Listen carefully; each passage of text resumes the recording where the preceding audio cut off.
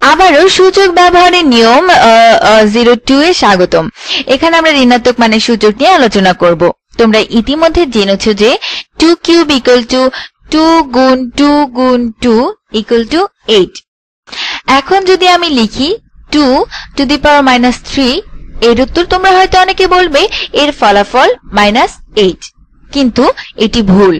মনে রাখবে ঋণাত্মক মানের সূচক কিন্তু কোনো ধনাত্মক সূচকের মতো কোনো একটি রাশির গুণন প্রক্রিয়া নয়। আমি এখন কেন এমনটি হয় তা ব্যাখ্যা করব।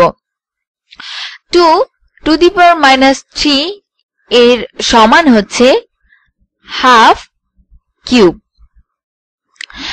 ঋণাত্মক মানের সূচক ওই সূচকের মূল ভিত্তি রাশিকে, যেমন এখানে 2, বিপরীত রূপে এটিকে রূপান্তর করে দেয় এবং ওই ঋণাত্মক মানের সূচককে ধনাত্মক মানের সূচকে রূপান্তর করে দেয়। তাহলে half cube equal to half গুণ হাফ গুণ half equal to 1/8।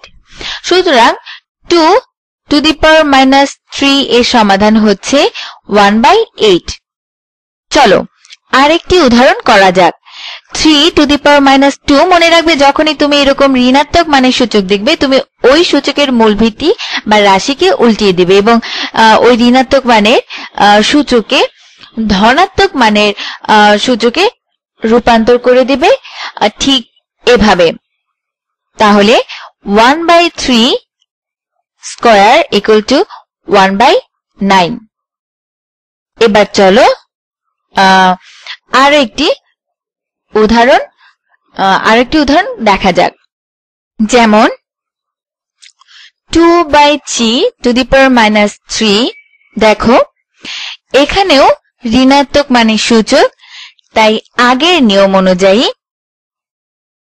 2/3 to the power minus 3 equal to 3/2 to the power 3। তাহলে এই দুটোর মাঝের মধ্যে পার্থক্য কি? দেখো ঋণাত্মক মানের সূচক এর কারণে ওই সূচকের মূল ভিত্তি রাশি উল্টিয়ে গেল, আর ওই ঋণাত্মক মানের সূচকটি ধনাত্মক মানের সূচক হয়ে গেল। সুতরাং 3/2 কিউব ইকুয়াল টু 3/2 গুণ 3/2 গুণ 3/2 equal to 27/8।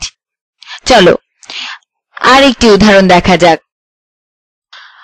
4/7 two the power minus 1। এখানেও ঋণাত্মক মানের সূচক, তাই বেসটি উল্টে যাবে 7/4, অর্থাৎ আর ঋণাত্মক মানের সূচকটি ধনাত্মক মানের সূচক হয়ে যাবে অর্থাৎ 1।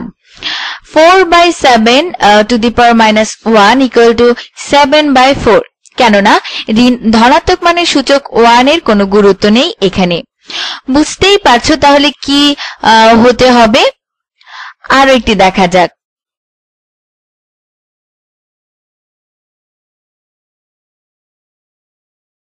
2 টু দি পাওয়ার মাইনাস 5। তাহলে নিয়ম অনুযায়ী 2 two the power minus 5 equal to 1/2 গুণ 1/2 গুণ 1/2 গুণ 1/2 গুণ 1/2 ইকুয়াল টু 1/32। তুমি এই ধরনের সমস্যাকে আরো একভাবে সমাধান করতে পারো।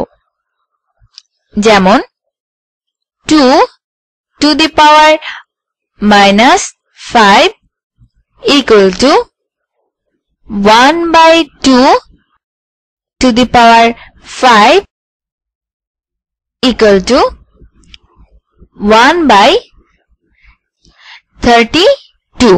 চলো আরো কিছু উদাহরণ দেখা যাক। তোমরা নিজে নিজে এমন অনেক উদাহরণ চেষ্টা করতে পারো। এখন -4 two the power minus 3 equal two কত? যেহেতু এখানে ঋণাত্মক মানের সূচক বা -3 আছে, তাই প্রথমেই তুমি ওই সূচকের মূল ভিত্তি রাশিকে উল্টিয়ে দেবে এবং ওই ঋণাত্মক মানের সূচককে ধনাত্মক মানের সূচকে রূপান্তর করে দেবে। তাই -4⁻³ equal to -1/4 two the power 3 equal two -1/4 গুণ -1/4 গুণ -1/4। এবার লবে থাকা বিজোড় ঋণাত্মকগুলি গুণ করলে পাই -1, আর হরে থাকা 4 গুণ 4 গুণ 4 ইকুয়াল টু 64, অর্থাৎ -1/64। চলো এবার আরো কিছু উদাহরণ দেখা যাক। যেমন -8/9 টু দি পাওয়ার -2, তাই নিয়ম অনুযায়ী বেস উল্টে দিলে -9/8 আর তার উপরে ধনাত্মক মানের সূচক 2, তাহলে -9/8 স্কয়ার ইকুয়াল টু -9/8 গুণ -9/8। ঋণাত্মক 9 গুণ ঋণাত্মক 9 ইকুয়াল টু ধনাত্মক 81, আর 8 গুণ 8 ইকুয়াল টু 64, অর্থাৎ তাহলে হয় 81/64। তাহলে আমরা এই সুযোগ ব্যবহারের নিয়ম 02 তে নতুন যা শিখলাম তা হলো, যখনই তুমি এরকম ঋণাত্মক মানের সূচক দেখবে, তুমি ওই সূচকের মূল ভিত্তি রাশিকে উল্টিয়ে দেবে এবং ওই ঋণাত্মক মানের সূচককে ধনাত্মক মানের সূচকে রূপান্তর করে দেবে। পরবর্তী পাঠে আমরা এই নিয়ে আরো কিছু গাণিতিক সমস্যা সমাধান করব।